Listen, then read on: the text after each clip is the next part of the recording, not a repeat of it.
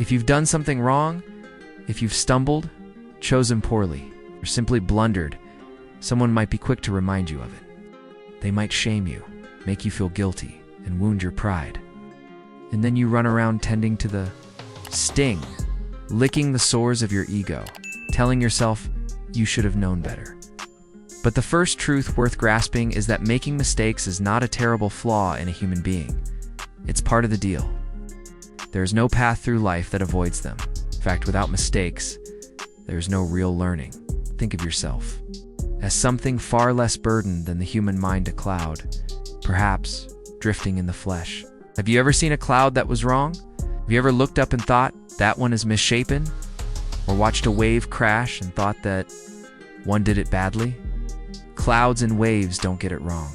They simply are. Even if a wave breaks earlier than expected, or a cloud twists into a strange shape, it belongs exactly as it is. If you begin to see yourself that way like a cloud or a wave, you'll realize you cannot truly make a mistake in the deepest sense. Even if you do something that appears disastrous, it somehow becomes part of the greater unfolding. It all comes out in the wash. And when you let this truth sink in, you begin to grow a different kind of confidence that comes from always being right.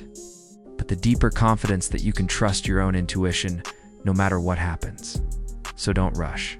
Don't obsess over progress or worry about the future.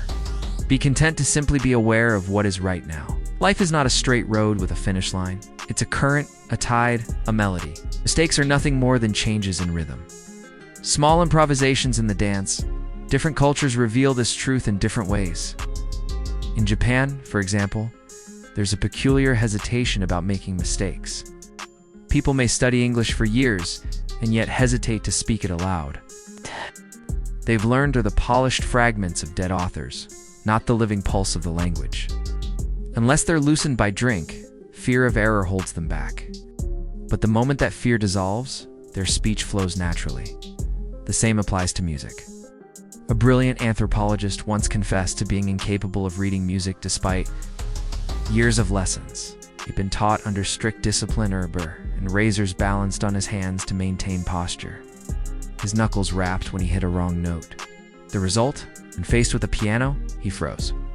But a wiser teacher once told me, don't be afraid of wrong notes. Play them. Keep the rhythm. Even if every note is wrong, keep going. That's how you dissolve the blockage.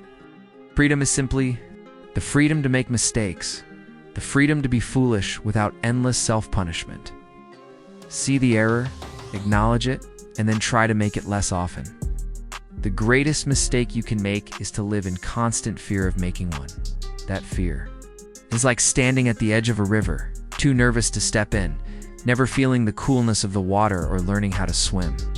The mind invents this strange tension, the belief that there's a way to pass through life without ever slipping. And so we become tight, hesitant, overly cautious. Most people call this being sensible, but it quietly drains life of its sparkle. The moment you feel afraid to take a chance, that is the moment to take it. Fear is only the shadow cast by possibility. The things you leave undone will trouble you just as much as the things you do wrong, except they come without the sweetness of having dared. Those who never make mistakes are usually the ones who never attempt anything. And in doing nothing, they make the most serious mistake of all. A wrong note kept in rhythm still belongs to the music. A misstep taken in stride still carries you forward. Life will not wait for you to become perfect before it lets you join the dance. Come to balance only by toppling. We learn to speak only by stumbling over our words. We learn to love by losing our step in each other's arms. But we were raised to think of life as a journey, pilgrimage, towards some ultimate goal, success, enlightenment, heaven after death. And so we miss the point. Life is not about arriving. It's a musical thing, and you're meant to sing or dance while the music plays. In nature, there's no such thing as failure. A tree that bends in the wind isn't wrong. A river that changes course hasn't spoiled a plan. Nature works entirely by trial, variation, and change. What we call mistakes are simply experiments. It's ways of finding out what works. The future is nothing more than a concept doesn't exist yet. Time is always now. When fear of the unknown is replaced with curiosity, you step into a limitless stream of possibility. Life isn't a problem to solve, but an experience to be had. Perfection, as we imagine it, is a ghost. Smooth, flawless, unmoving, and therefore lifeless. In all of nature, there's no perfect line, no flawless surface, yet everything fits together without strain. We've been taught to believe there's a right way, the perfect note, step or word, and that our job is to find it and repeat it without deviation, but that's confusing the echo with the music. Life's vitality is in variation. It's the odd bend in the branch that catches the light. It's the offbeat in the rhythm that makes the melody sway. Without imperfection, neither you nor I would exist. When you try to smooth away every irregularity, you erase the very texture that makes life alive. Some say, but God never makes mistakes. God is perfect, so everything he makes is perfect. I agree, but not in the way it's usually meant. If everything is part of the divine creation, then what you call a mistake is already included in that perfection. The storm is no less perfect than the calm. The shadow is no less perfect than the light that casts it. Perfection, seen rightly, is not flawlessness, it's completeness. If this is true, then even your missteps are woven into the pattern. Once you see that, you'll stop treating yourself like an exception to the rules of nature. You are as much a part of its movement as the wind in the trees or foam on the shore. A mistake is not proof of your inadequacy. It's evidence that you were in motion, participating in life's game. The still stone makes no mistakes, but it also never lives. Self-forgiveness can be harder than forgiving others. You remember every detail of your blunders and replay them endlessly. But the past is done. Can't erase it, but you can stop carrying it. Take the lesson and leave the rest. Extend the same grace to others too. The bitterness in the world comes largely from forgetting that we're all stumbling through life in the same human way.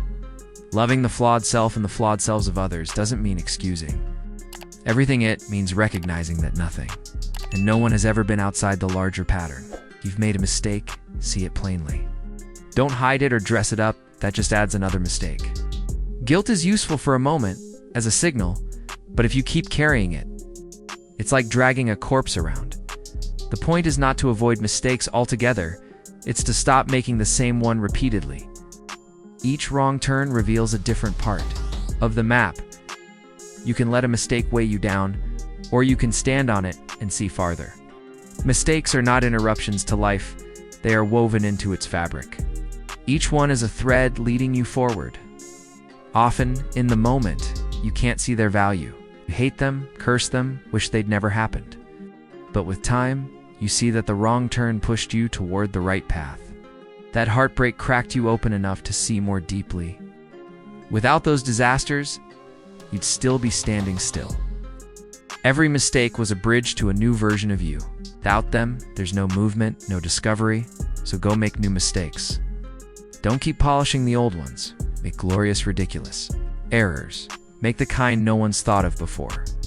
Life isn't a puzzle to solve, but an experience to live. And an experience without the unexpected isn't worth having. The sooner you make your first 1,000 mistakes, the sooner you'll know how to work with them. The more you risk the wrong note, the richer your song becomes. So try, fall, miss a step, strike the wrong chord. But keep the rhythm. Keep your awareness. Keep dancing while the music plays. The game was never about avoiding mistakes. It was about realizing you can't make a wrong move in the dance of the whole. Love your mistake. It's proof that you're alive, that you're playing, that you're part of the music.